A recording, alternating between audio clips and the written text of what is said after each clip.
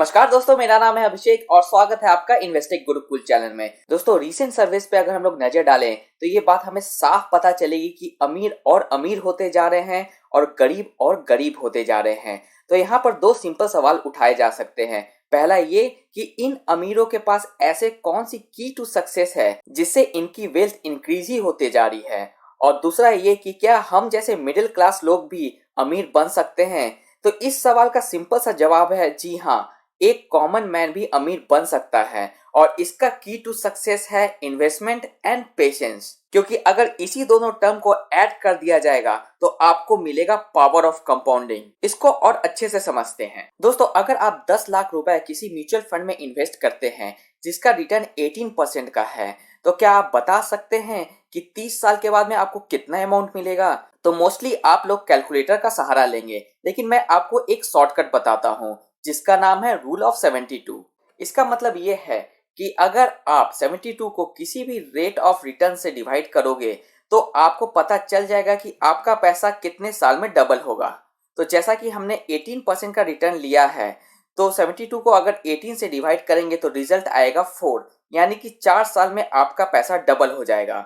और जैसे कि हमने 10 लाख का इन्वेस्टमेंट किया था, तो पहले 4 साल में आपका अमाउंट हो जाएगा 20 लाख का, 8 साल में अमाउंट हो जाएगा 40 लाख का, 12 साल में 80 लाख का, 16 ईयर्स में 1.6 करोड़, 20 ईयर्स में 3.2 करोड़, 24 ईयर्स में 6.4 करोड़, और 28 ईयर्स में आप 12.8 करोड़ का वेल्थ जनरेट कर सकेंगे। तो आप देख सकते हैं कि आपके 10 लाख के इन्वेस्टमेंट को 1 करोड़ बनने में ऑलमोस्ट 14 साल लग गए, लेकिन उसी 1 करोड़ को 2 करोड़ बनने में सिर्फ अगला 4 साल लगा, और उसी 2 करोड़ को 3 करोड़ बनने में अगला 2 साल, और 3 से 4 और 4 से 5 करोड़ बनने में 1 साल से भी कम का समय लगा।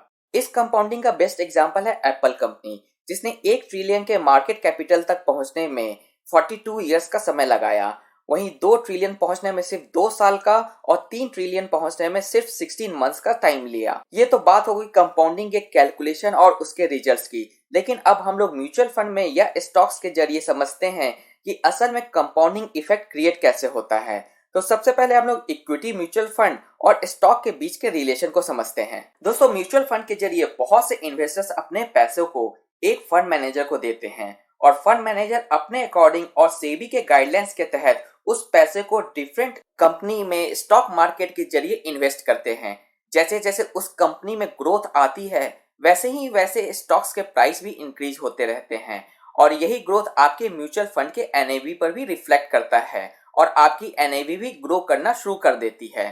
तो सिंपल शब्दों में कहा जाए तो इक्विटी म्यूचुअल फंड भी अपने इन्वेस्टेड कंपनीज के शेयर प्राइस पर डिपेंड करता है। तो चलिए समझते हैं कि शेयर मार्केट में कंपाउंडिंग कैसे काम करता है। तो दोस्तों, आप जब किसी स्टॉक में इन्वेस्ट करते हैं, मान लेते हैं कि आपकी कंपनी का एक शेयर का प्राइस है 100 रुपए का, और वो कंपनी हर साल 15% का प्रॉफिट कमाती है, यानी कि हर एक शेयर पे 15 रुपए का प्रॉफिट होता है।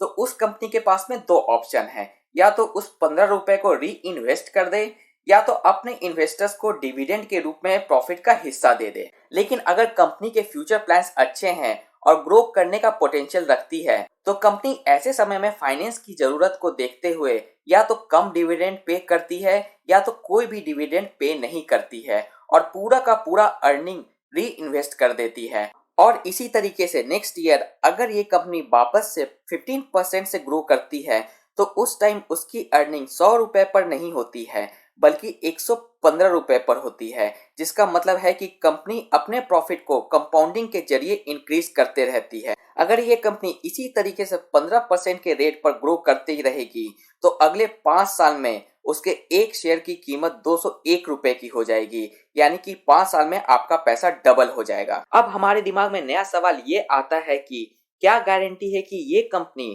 15% का कंसिस्टेंट रिटर्न आगे भी आने वाले सालों में देगी, क्योंकि कल को मार्केट गिर भी सकता है। तो आपका सवाल बिल्कुल सही है। मान लेते हैं कंपनी ने या स्टॉक मार्केट ने खराब परफॉर्म किया है और पिछले 1-2 साल में आपको निगेटिव रिटर्न्स मिला है, लेकिन वहीं पर हमें ये भी देखना होगा कि जब मार्केट अच्छा परफॉर्म करता है तो हमें 25 से 30% का रिटर्न भी देता है। और इसी उतार चढ़ाव को अगर हम लॉन्ग ड्यूरेशन में देखेंगे तो हमें ऑन एन एवरेज 15% का रिटर्न आराम से देखने को मिलेगा।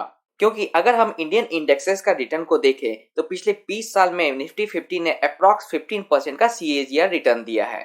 अगर आप डायरेक्टली स्टॉक्स में इन्वेस्ट करेंगे तब रिस्क एक्सपोजर बहुत ज्यादा हो जाता है, क्योंकि कौन सी कंपनी कब कैसा परफॉर्म करेगी इसका हम लोग सही से पता नहीं लगा पाते हैं। लेकिन अगर हम लोग म्यूचुअल फंड के जरिए स्टॉक्स में इन्वेस्ट करते हैं तो ये रिस्क एक्सपोजर कम हो जाता है, क्योंकि हमारे पैसों को मैनेज करने के लिए एक एक्सपर्ट फंड मैनेजर और उसकी पूरी रिसर्च टीम होती है और वो अपने एक्सपर्टीज के बेसिस पर इस रिस्क को कम कर देते हैं। इसी तरीके से दोस्तों, अगर SIP के जरिए आप अगर किसी म्यूचुअल फंड में पर मंथ 10,000 रुपए का इन्वेस्टमेंट करते हैं और वो म्यूचुअल फंड कंपनी आपको 15% का CAGR देती है, बोले तो कंपाउंडेड एनुअल रिटर्न 15% का है, तो 10 साल के बाद में आपका इन्वेस्टेड अमाउंट 12 लाख का होगा और आपका इन्वेस्टमेंट की वैल्यू 27.86 लाख की होगी।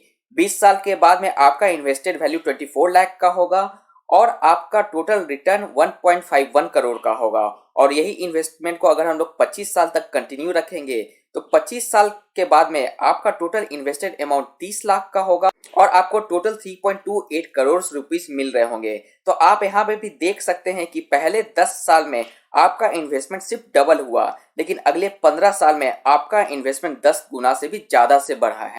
तो अब ये समझते हैं कि अगर पावर ऑफ कंपाउंडिंग का कॉन्सेप्ट इतना इम्पोर्टेंट है और इतना सिंपल है तो इन्वेस्टर्स इसे यूज क्यों नहीं करते हैं और कोई भी बैंकर, इंश्योरेंस कंपनी, ब्रोकर्स किसी भी इन्वेस्टर्स को ये सारे डिटेल्स क्यों नहीं बताते हैं। तो दोस्तों, जितने भी बैंकर्स, ब्रोकर्स और इंश्योरेंस वाले होते हैं वो आपको मार्केट के ऊपर नीचे होने का डर दिखाते हैं और हमारे पैसे को इन्वेस्ट करने के बजाय फिक्स रेट वाले सेविंग स्कीम्स या पॉलिसी में डलवा देते हैं, जिससे आपको सिर्फ 7 से 8% का रिटर्न मिलता है और इस डर के आगे का बिग पिक्चर हम लोग नहीं देख पाते और इसी डर के बेसिस पर इनकी दुकान चल रही है और ये आराम से आपके ही पैसों को आगे इन्वेस्ट करके मोटा प्रॉफिट कमाते हैं। जस्ट फॉर एग्जांपल, रिसेंटली एक गारंटीड इनकम स्कीम आई थी जिसमें हर साल 2.5 लाख रुपीस इन्वेस्ट करना है अगले 6 साल तक, फिर आपको 20 साल के बाद में 50 लाख रुपए मिलेंगे। तो ऐसे गारंटीड इनकम स्कीम में आपको XIRR देखना चाहिए, जिसका फॉर्मूला आप एक्सेल शीट में डालकर रेट ऑफ रिटर्न देख सकते हैं और इसी XIRR के फॉर्मूला के बेसिस पर हम लोग अगर इस गारंटीड इनकम स्कीम का रिटर्न देखें तो वो सिर्फ 7% के आसपास का आएगा। और दूसरी तरफ देखें तो इंडिया में इन्फ्लेशन रेट भी 8% से ज्यादा है, यानी कि 20 साल के बाद में आप इस 50 लाख रुपए से इन्फ्लेशन भी बीट नहीं कर पाएंगे और अमीर बनना तो दूर की बात है, उल्टा आप गरीब बन जाएंगे। तो ऐसे गारंटीड स्कीम्स वेल्थ क्रिएटर नहीं बल्कि वेल्थ डिस्ट्रॉयर होते हैं। लेकिन अगर आप इसी 2.5 लाख को हर साल इंडेक्स फंड में लगा दे अगले 6 साल पीरियड तक के लिए, जिससे कि आपको अप्रॉक्स 15% का CAGR रिटर्न मिलता रहे, तब भी आप अप्रॉक्सीमेटली 1.7 करोड़ का मैसिव वेल्थ क्रिएट कर सकते हैं।